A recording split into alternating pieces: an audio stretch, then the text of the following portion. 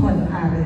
Awal bismillah diucapkan salam sebagai pengantar pembuka bicara. Bismillahirrahmanirrahim. Assalamualaikum warahmatullahi wabarakatuh. Waalaikumsalam warahmatullahi wabarakatuh. Kapal berlabuh melawan gelombang, pantang menyerah, gagah berani. Kepada Pak Dirjen Dantim diucapkan selamat datang di Kota Batam, Bandar Madani.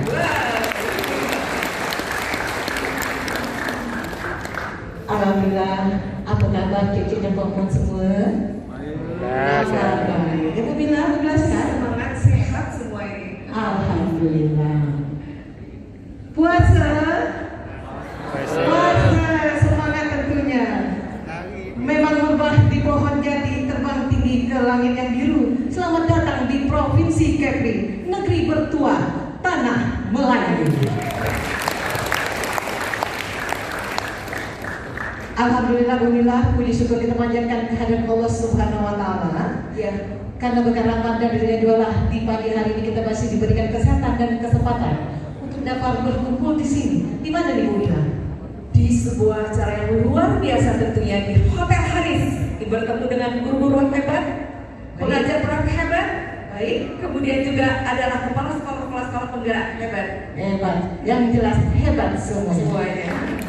Tepukan lagi. Baik, tak lupa juga selawat beri salam kita sampaikan ke Nabi besar kita Nabi Muhammad Sallallahu Alaihi Wasallam dengan ucapan Allahumma sholli ala sayyidina Muhammad wa ala sayyidina Muhammad. Semoga kita semua diberi syafaat di yaumil akhir. Amin ya rabbal alamin. Baik, Bu Mila, kita langsung saja. Ucapan selamat datang yang akan disampaikan oleh Kepala Balai Pendidikan untuk Pendidikan Provinsi Kepulauan Riau. Kepada Bapak Warsita SSMPD kami persilakan. Disilakan.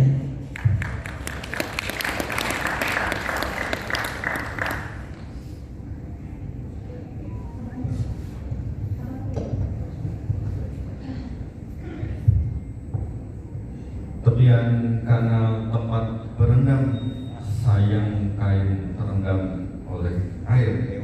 Tentunya saya ucapkan selamat datang di Kota Batam dalam kondisi yang suasana yang cair. Alhamdulillah, kalang-kalang diambil dari tepian surga. Tentunya izin saya mengucapkan salam sebuah awal pembuka puja. Assalamualaikum warahmatullahi wabarakatuh. Waalaikumsalam warahmatullahi wabarakatuh. Salam sejahtera untuk kita semuanya. Om Swastiastu, Namo Buddhaya, salam kebajikan, rahayu, salam tabib humble. Yang terhormat tentunya Pak Dirjen, Pak Direktur, Bunda PAUD Kota Batam, dan Bapak Ibu Kepala Dinas Kota Batam dan kabupaten-kabupaten lainnya, dan tentunya wabil khusus ada Pak Sekda di sini yang mewakili Pak Wako, dan tentunya Bapak Ibu sekalian para hadirin. Bapak Ibu sekalian yang saya hormati, terima kasih atas kedatangan Bapak Ibu sekalian. Mudah-mudahan kita mendapatkan berkah. Yang kedua, Bapak Ibu sekalian, ada hal yang ingin kita lakukan dalam rangka menjaring informasi, berdiskusi kepada Bapak Ibu sekalian terkait dengan program-program yang sudah kita laksanakan bersama. Mudah-mudahan kita semuanya bisa mendapatkan manfaat daripada kegiatan diskusi hari ini. Demikian Bapak Ibu sekalian, Batam bukan sembarang Batang dibelah-belah. Tentunya ucapan selamat datang ini kalau ada salah mohon kenang untuk dimaafkan. Tanya pun Pak ya. Supaya Bapak Ibu yang ada di sana tidak membaca Pak.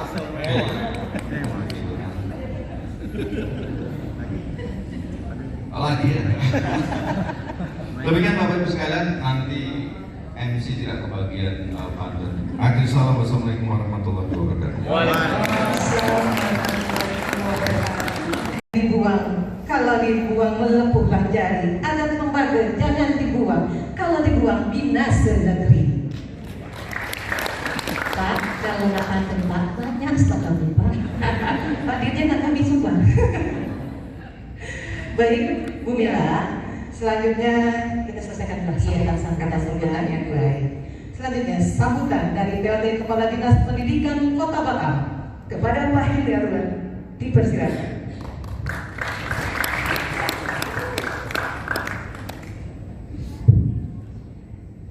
Terima kasih. Assalamualaikum warahmatullahi wabarakatuh. Waalaikumsalam warahmatullahi wabarakatuh. Yang sama-sama kita hormati Pak Dirjen, kemudian saya hormati Bunda PAUD Kota Batam yang juga sekaligus Wakil Gubernur Kepulauan Riau. Terima kasih atas kehadiran Bunda.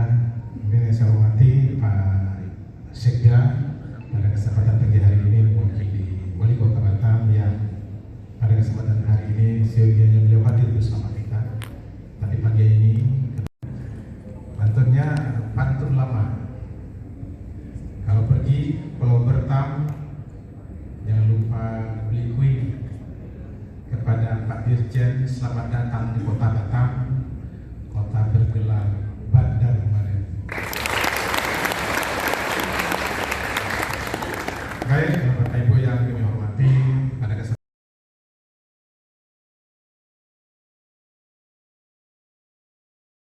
kita sudah ada 24 episode Merdeka Belajar. Ini ibarat kayak drama Korea begitu. Ada episode 1, episode 2, episode 3 gitu ya. 24 ini bayangnya panjang ya. Bayangin kalau nonton drakor kalau udah sampai episode ke-24 pasti udah panjang kan ceritanya itu, konflik dan segala macam. Nah, ini juga panjang perjalanan dinamika.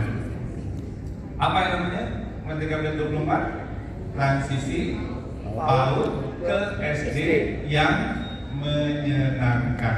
Garis bawah itu tadi Bunda Mau sudah bilang, yang menyenangkan, yang ramah anak, yang bikin bahagia.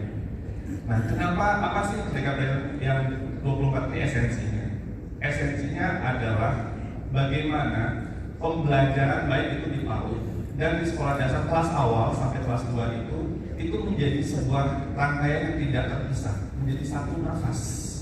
Karena yang kita fokuskan adalah pembangunan kompetensi fondasi.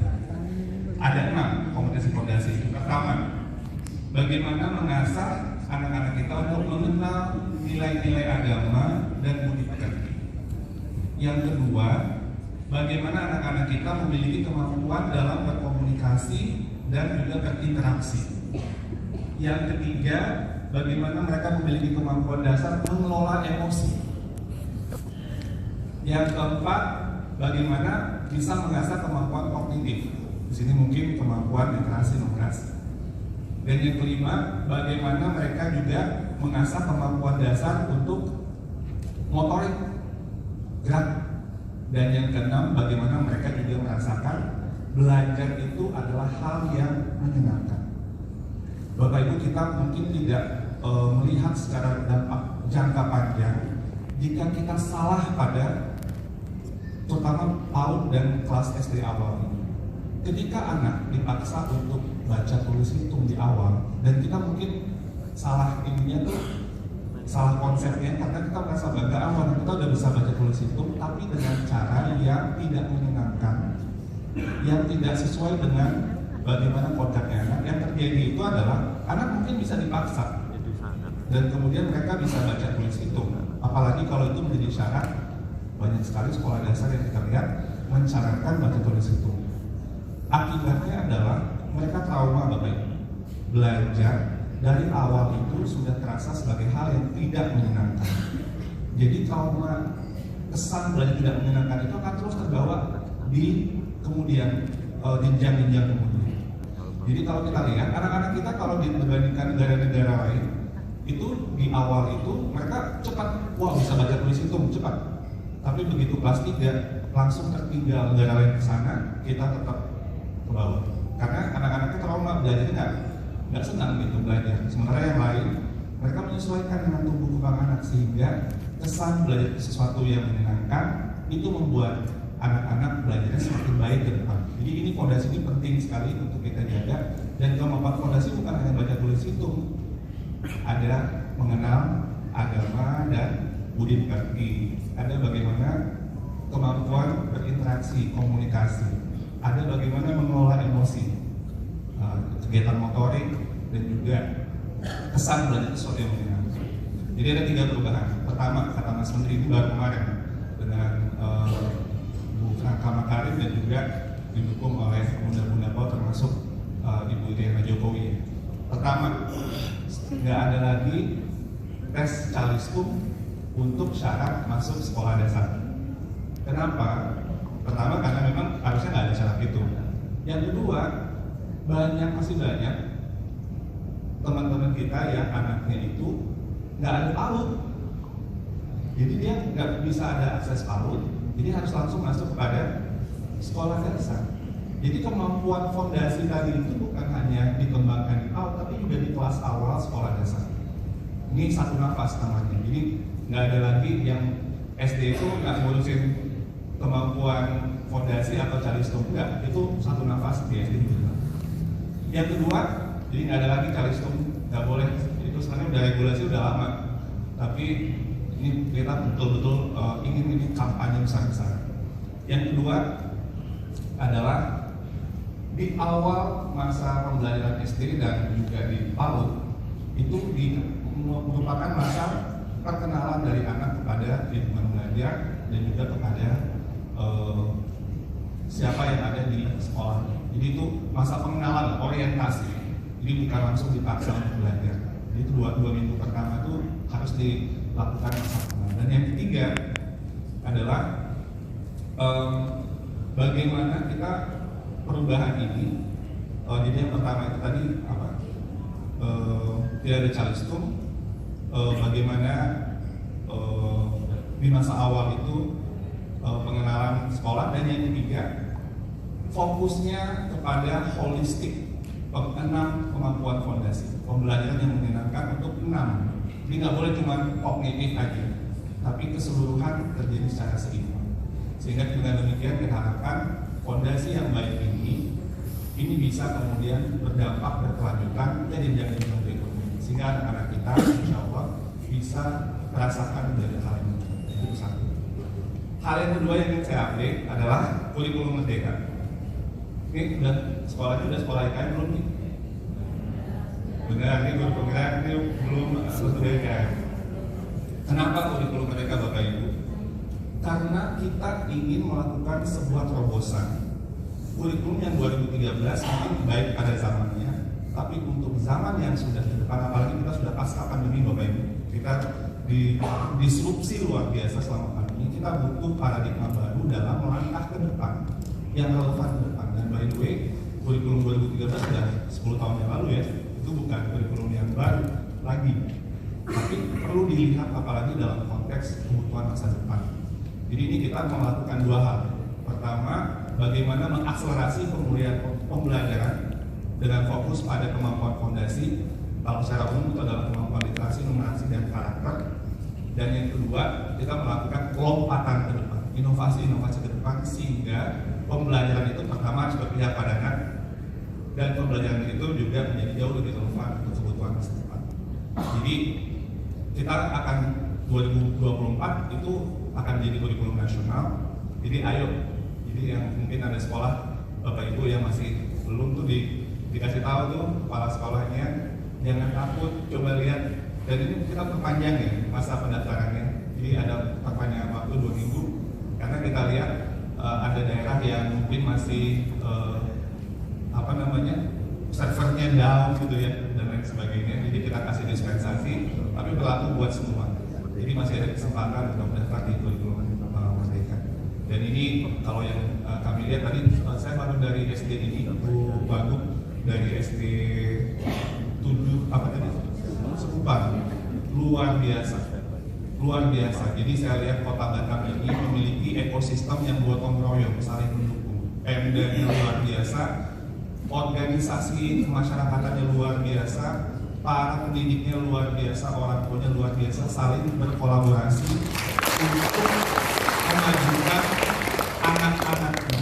Jadi itu luar biasa, saya lihat semangat itu sangat terasa sekali. Bahkan tadi Pak Sekdis, Pak Kadis, ini Pak Sekdis dan Pak Kadis tuh yang tadi ikut sama saya itu bilang sampai di luar jam kerja bisa ngopi sama guru-guru, ngobrol-ngobrol dalam situasi yang sangat informal untuk mencari ide bersama-sama. Saya lihat, wow, ini hebat sekali pemerintah daerah yang sangat peduli dengan sekolah dan guru-guru dan bagaimana inovasi-inovasi bisa muncul dengan baik. Ini merupakan semangat yang harus terus dijaga. Jadi itu dua hal itu yang ingin saya sampaikan. Nah, sekarang bagian kedua. Bagian kedua, saya ingin mendengar dari Bapak Ibu semua. Saya ingin jalan-jalan. Jadi, ini guru penggerak mana nih guru penggerak? Nama saya Rian Murti. Saya bertugas menjadi Kepala Sekolah Penggerak SD Negeri 003 Bengkong. Pengalaman saya atau pengalaman baik saya yang sangat berkesan dalam melaksanakan sekolah penggerak ini sudah tahun yang kedua. Yang pertama adalah anak-anak kita lebih menerima pembelajaran itu secara bermakna, secara merdeka, tidak hanya dari segi pengetahuannya saja, tetapi mereka lebih mengarah kepada keterampilan motorik yang kita kenal dengan P5-nya atau penguatan karakter profil pelajar Pancasilanya. Yang kedua yang sangat membahagiakan kami adalah dengan melaksanakan kurikulum merdeka pada sekolah penggerak ini, kami tidak terbebani lagi dengan tuntutan ketuntasan kurikulum itu. Mungkin itu sebagai pengalaman kami. Terima kasih. Sebagai Ibu panggilannya Ibu Ria. Ibu Ria, Pak. Makasih Bu Ria, tepuk tangan buat Ibu Ria. Silakan buat Ibu Ria, namanya dan langsung to the point. Assalamualaikum warahmatullahi wabarakatuh. Selamat pagi dan salam sejahtera untuk kita semuanya. Yang terhormat Bapak Dirjen, saya bangga berdiri di depan Bapak pada saat ini dan saya juga fans Bapak di Facebook. Sebelum saya memulai pengalaman yang tak terlupakan selama saya menjadi seorang pengajar praktik, izinkan saya menyampaikan sebuah pantun, Pak. Ini pantun dibuat oleh pengajar praktik, Pak. Namanya Bu Rina. Sungguh lincah ikan di kolam, merah comel si ikan koi. Izinkan kami pengajar praktik Kota Batam berbagi sedikit pengalaman berkesan kami. Punya soal. Baik, terima kasih Pak. Pengalaman yang tidak akan pernah saya lupakan selama saya mendampingi calon guru penggerak hebat saya. Tolong berdiri ke namanya. Ada Pak Saryali, ada Bu Eni Mulasi, ada Pak Kadongan, Bu Ii dan Bu Riani. Ya. Saya banyak belajar Pak dari teman-teman hebat ini Pak. Kenapa saya mengatakan saya banyak belajar dari mereka? Ketika saya hanya memahami modul saat saya diberikan pembekalan menjadi seorang pengajar praktik, itu baru bentuknya konsep-konsep atau teori-teori belaka. Namun ketika pengajar calon guru penggerak, sekarang mereka sudah menjadi guru penggerak, melakukan aksi nyatanya yang saya datang setiap bulan, dan tiap bulan juga kami mengadakan lokakarya. Sangat banyak ilmu-ilmu mereka yang saya juga jadikan aksi nyata atau best practice saya di dalam belajar. In teaching and learning, in learning and teaching. Ternyata saya juga banyak belajar dari orang-orang hebat yang ada di sekitar saya. Jadi terima kasih banyak atas ilmunya untuk guru penggerak Kota Batam sudah memberikan kami ilmu yang sangat berharga saat kami mendampingi teman-teman semua.